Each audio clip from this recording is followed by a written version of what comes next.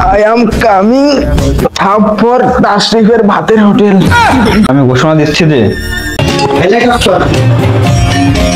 Hello বন্ধুরা, welcome my তাশরিফের ভাতের hotel.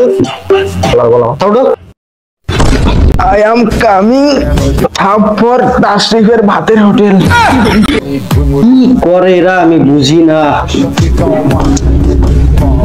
বসো বসো বসো, এই নাও খা ভাত। কই কান্দির দলে সব ভাত খেয়ে ফেলাইছে। আমি এই জায়গা থাকবো না, আমি বাড়ি যাবো। এই ওরা আরেকবার রিল্যাক্সরুমে নিয়ে যেত। না না তাই আমি এখানে ঠিক আছি।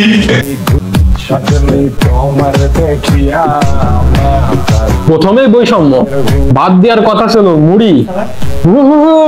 মুরব্বি মুরব্বি,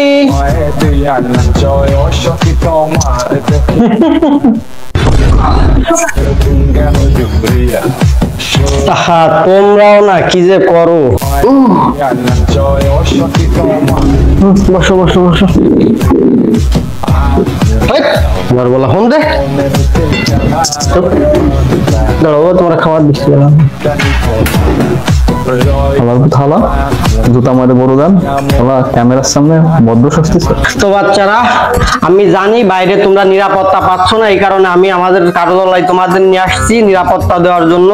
তো তোমাদের এই যে এখানে সুন্দর সুন্দর খাবার দেওয়া হচ্ছে এবং খুব ভালো নিরাপত্তা দেওয়া হবে।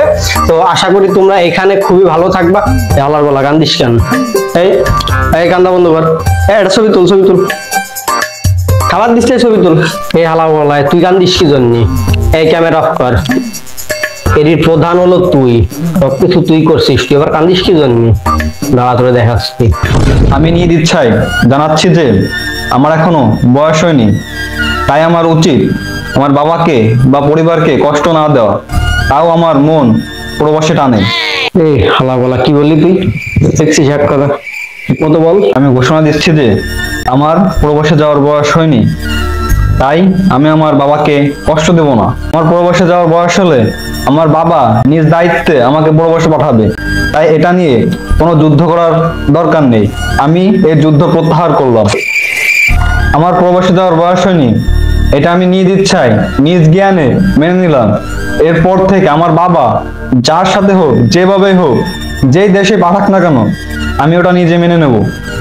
এটা বলে আমি সকল দেশবাসীকে এবং আমার পরিবারকে জানাচ্ছি যে আমি এরপর থেকে আর প্রবাসে যাওয়ার জন্য আমার বাবাকে জোরাজোরি করব না।